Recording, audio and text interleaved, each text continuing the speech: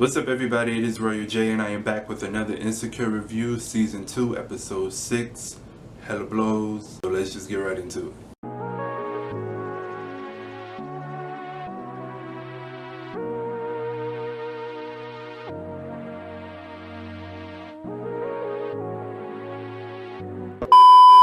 So Issa wakes up out of the bed and she realizes that she has her car parked in a tow-away zone. So she has to move it. And she's running downstairs, and when she moves the car, this guy with, I guess his family or whatever, was like, you know your bumper's about to fall off, right? And she was like, yeah, I know. Molly is at work and Dro calls her, asking her did she see the game, and he's asking her how she's doing. Because the only thing that's on her mind is them two having sex. So she was just like, you know, am I the only one that's tripping off the fact that we had sex? And while she was saying it, she was whispering. So he was like, you know, you whispering isn't going to change the fact that we had sex. So it gets awkward, and then she wants to hang up the phone, and she tells him, you know, my mom is calling, which she was calling, but she's been ignoring her parents ever since she found out what happened. So they hang up. Issa is on the bus, and because her car isn't working, and this Latino boy just keeps looking at her. And if I'm not mistaken, I think he's the one that when him and his friends came in, they stole the food. And so I don't know if that was one of them, but he looks like he was one of them. As she's walking to her apartment, she's texting Daniel, asking could she come see him or whatever. He never texts back. He was getting ready to text back, but then he didn't. So he left her on red. So while she's in her apartment and she's just sitting there, bored, she looks over out the window and she sees Eddie. She sees his apartment. She's looking at Eddie's apartment. And then next thing you know, she goes into the bathroom, one of my favorite parts. She goes, she's washing her mouth out, changing her clothes, fixing herself up. She's talking to herself in the mirror. I wrote down in my notes exactly what she was saying. So I've rewind this part over and over plenty of times trying to, get down exactly what she said, so we're gonna do it. Okay. She says, you great. You look great. What you going to ask him? Who going to get that dick? You. You. You gonna walk in there and say, pull your motherfucking pants down and show me what the fuck you got. Niggas ain't ready. You ready to get fucked? Fire, just like this pussy. Oh yeah, I think they are African. Now come get this African pussy. Goes to his apartment.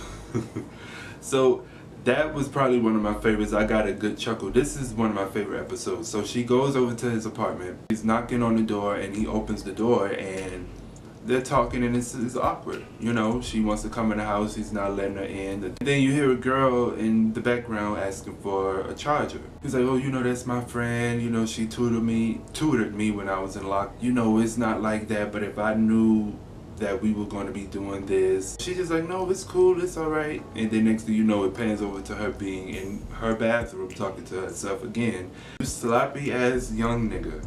You gonna do me like that and I'm serving you my finest and you gonna send my shit back? I could cry right now. I'm so embarrassed and mad. I hope you can't get it up and her pussy is trash. And kind of rhymed a little bit. He closes the door and it's this big old like notice in the inside. So I don't know if that was like an eviction notice or what that was. Lawrence is at work and he's doing a presentation on this project that he's working on called Woo Woo or something like that. After the presentation, these two guys, I guess they like the owners or managers or whatever, they are complimenting him on his shoes and he's telling him how they love the presentation, how it was good. You know, basically stroking his ego, making him feel good about himself and what he's doing. So after that, he goes over to his co-worker's office and he's telling her, you know, he was asking her, like, what do you think about the presentation? Is there anything that I should tweak with it or kind of change? And she was like, you know, your expectations. And he was just like, what?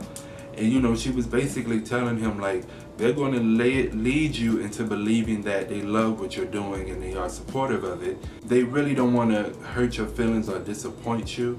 But they, you know, and he was just like, you know, you're entitled to your opinion. You can feel however you want to feel. And she tells him, you know, like the other project, they kind of poked at it and really didn't like it, but they kind of didn't want to disappoint them. So she's trying to tell him, but Lawrence is a hard head, and we all know this, and he feels like she's being jealous. when really she's just trying to tell him the honest truth. So, okay, and I'm going to go down the storylines. I'm not going to go in order how things are, so it's going to kind of be like, seem to y'all like it's going to be all over the place, but it's kind of easier for me. He goes to the two guys and he tells them that, he knows that his presentation wasn't really all that good. And, he has some additional ideas that he have. And it was just like, no, everything was good. We loved the presentation. We loved everything that you did. And he was like, do you guys have any additional thoughts on it? And it was just like, no, everything is, private thoughts, but who, take it or leave it stuff. So as he's talking to them and conversating to them about it, he's slowly waking up and realizing, understanding what this girl was trying to tell him. So Lawrence goes back to her office and tell her that, the deal is off and she was right, and she was like, that's basically tell him, I told you so. As they're talking, they look at each other a certain way, and you can tell Lawrence likes her. So Molly and Issa are at the dealership trying to get Issa's bumper fixed. And as they're talking, Molly just keeps talking about her and Dro, and Issa's worrying about her car. Molly is just like, she don't feel like things are going to be the same between her and Dro because of them having sex, and she feel like it kind of took their relationship between the two, like their friendship.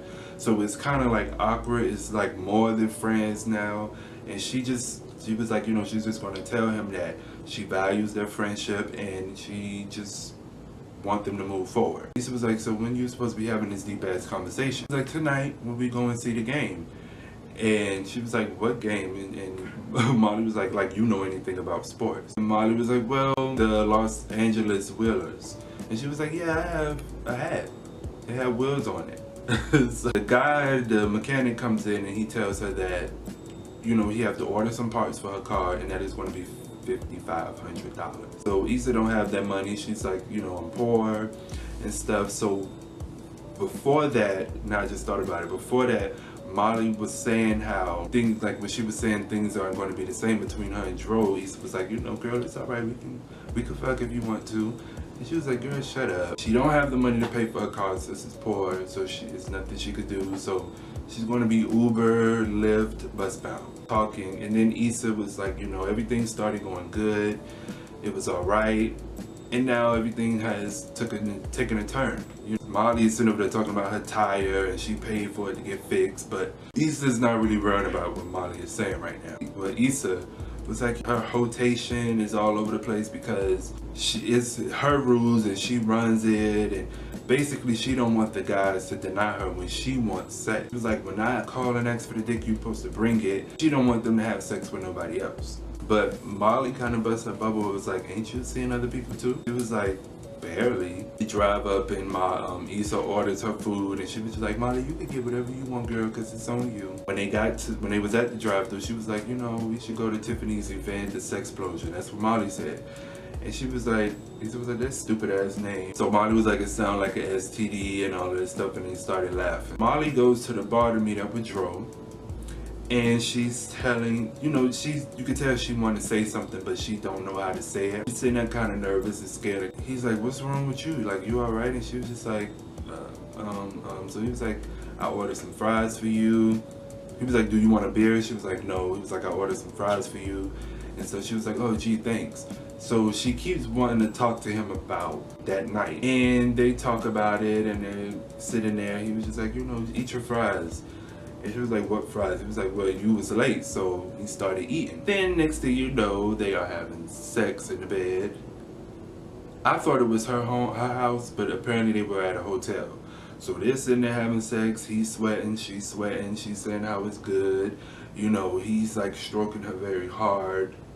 Not rough and fast, but it was just like, he was trying to put his soul inside of her. So after they were done, they're sitting there talking, after you're done having sex, you start talking and thinking about shit and stuff. So they sitting there talking, and she was like, well, Dro said, a few hours ago you were just saying it was supposed to be a one-time thing. And she was like, oh, I said that?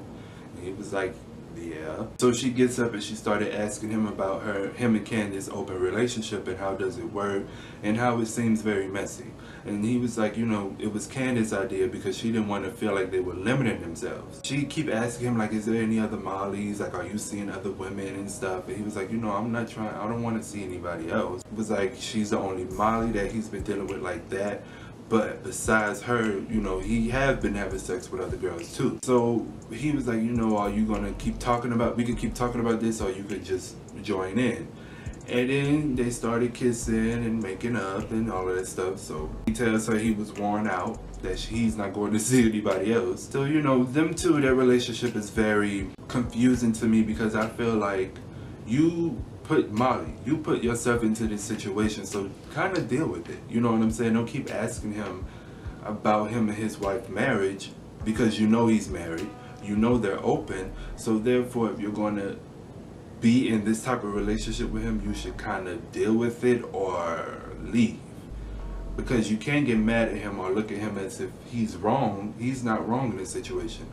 You know this is not something you're comfortable with, but you want to do it anyway because your vagina won't allow you to say no. You have to pick and choose in this case. He's not wrong because he's in an open marriage, so you can't be mad at him. So Molly calls Nico to come over. She have on a short skirt, her chest is showing, you know. He walks in and sits down, and she was like, you know, my original skirt that I was going to be wearing is in the dryer. And he was like, you know, I like this one that you have on pretty good. She was like, are you sure? It really don't too much fit on me, and it's going to be, you know, it's kind of short. So he was like, no, I kind of like it. I like this one. So she was like, well, it doesn't matter because it's going to be coming off in a few seconds. So they sit down, and he started talking about paintings on her wall and stuff. She asked him, do he want mine? He said, sure, I can't turn that down. So she sits down and pouring the wine. He's talking about he loved the way her house looks. He likes the painting on the walls, where she get it from. And she was like, cheers. So she don't want to talk to him. She just want to have sex. You can tell he's one of those type of guys that really don't want to get into that so quick. Because he was like, you know, he likes her talking and communicating, and she started playing music and put the phone in a cup. He was like, oh, this is a cool trick. So they started kissing, and he seemed to be into it. You know, he wasn't pushing her away. He was holding her, grabbing her, and kissing her. And then next thing you know, he kind of pushes her off and was like, you know, we should go to dinner. And she was like, no, I don't want to. So she started kissing him. He was like, no, I don't think we should do this because I really like you. And he wants to get to know her. He don't want to rush into sex because he likes her. She was like, what is wrong? Is there something wrong? Like anything wrong? He's like, no, no, no. So he gets up. He was like, are you ready to go to dinner? And she was like, no. He basically kicks him out the house. He's a good guy. I feel like he's one of the guys that Molly should kind of, which I really want her to be with Daniel. I feel like her and Daniel is a perfect match. They have very good chemistry. She should kind of take it serious with him, but I don't know. So the girls are at the Sexplosion event. Molly, Issa, Tiffany, and Kelly. So they're there, they're talking, you know, they stop over to this section, this booth where they have free condoms, and they get her free condoms and stuff.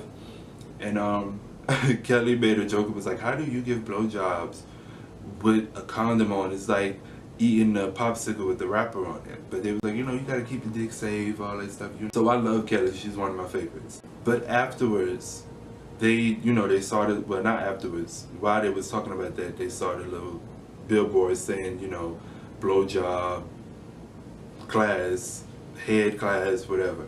So Tiffany signs them up, and I really don't like Tiffany. She's too bougie. So she was like, you know, we could go to the class, or I could teach it myself. So Molly was like, girl, you get down like that? And she was like, yeah.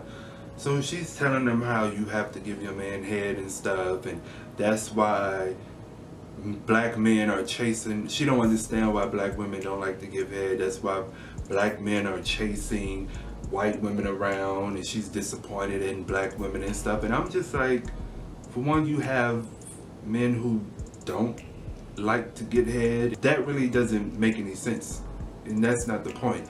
The reason why black men like white women, because white women are more submissive, and they allow a black man to do anything to them. So the things that black women won't allow, white women will. So that's why, because black men are able to do what they want to do to white women. So that's why they chase them. So don't make it seem like the reason why black men ain't chasing around black women is because they're not walking around giving blowjobs to everybody. You know, Issa was like, shut up. She was like, men think that when a woman gives a man a blowjob, black men want to discard black women because they feel like they are hoes once they do it.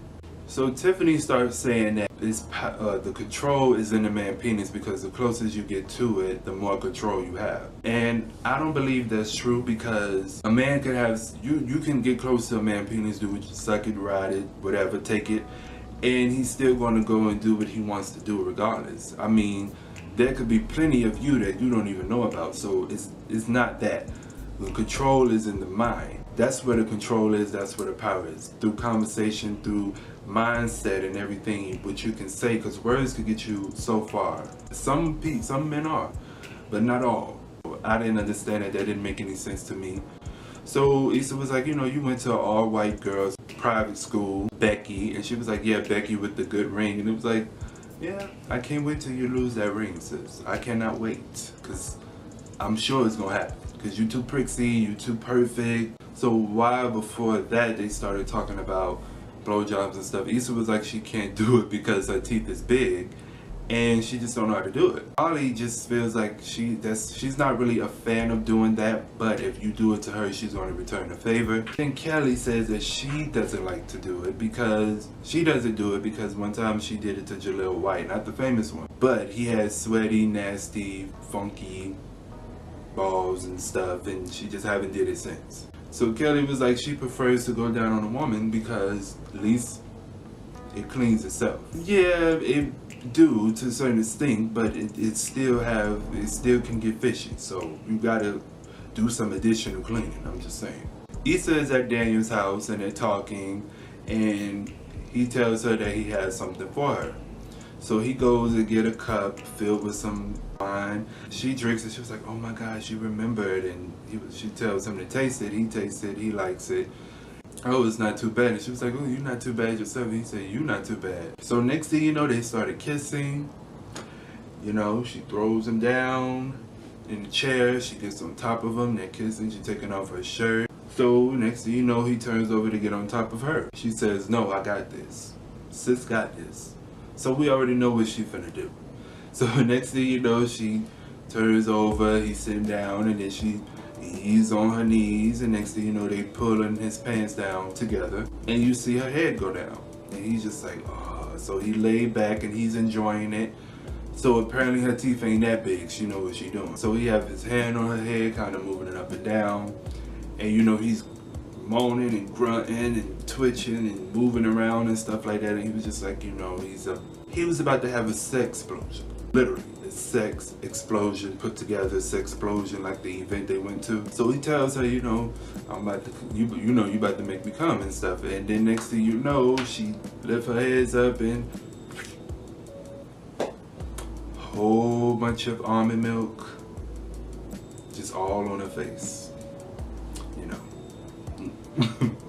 And I'm just like, whoa. I didn't expect for that to happen. I didn't think that was going to happen. But when I tell you, I was dying. I was in here crying, literally crying. I have a picture on my Instagram where I was literally crying at this scene, because I'm like, what the hell? Like, if you guys go on my Instagram, RoyalJ96, 2 eyes, you will see I have the picture on there, my reaction from when I was crying. And I'm just like, what? So she's mad, she's furious, she cussing him out, and she was like, how are you gonna do that in my face? And he was like, I didn't, you know, he's confused.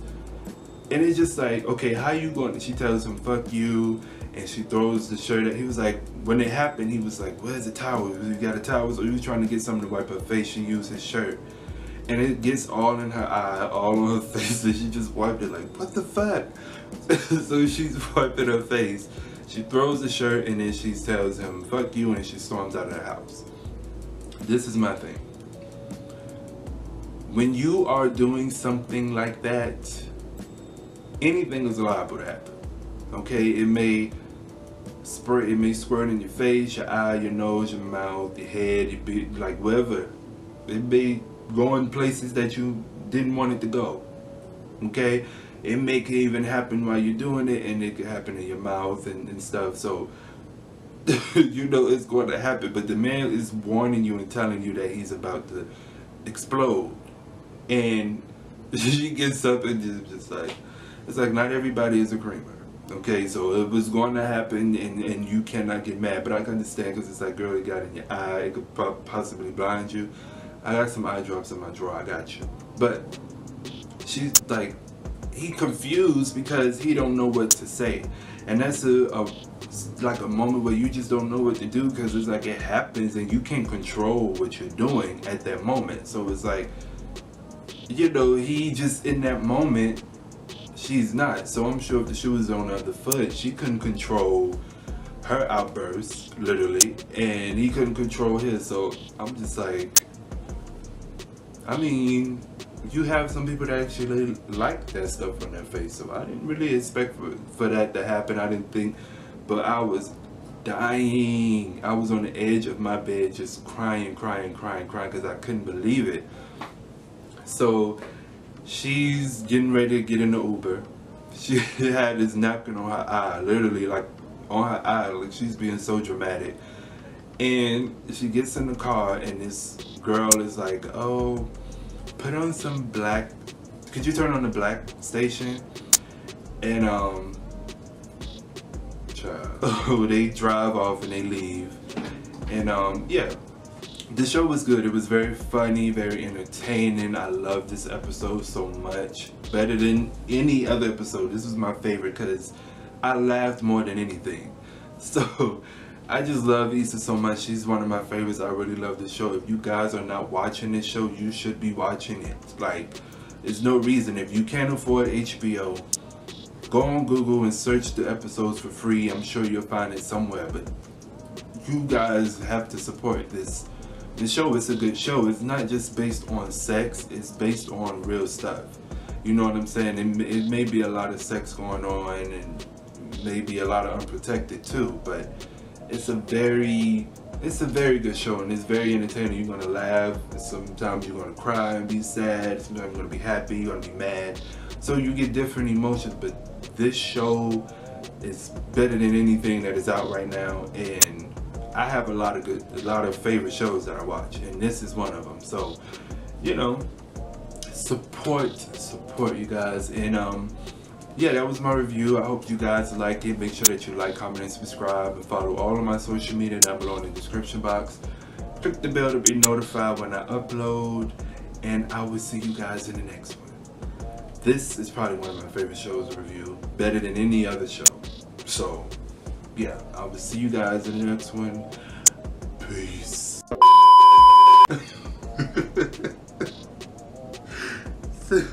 So she say, I didn't ask for this. He was like, you know, I didn't ask you to suck my dick. You choose to do it because you wanted to do something different, and now you got the unexpected, and now you want to get mad at him and blame him like it's his fault, when really it's not really his fault, because he did warn you. It's like it's not like he didn't tell you.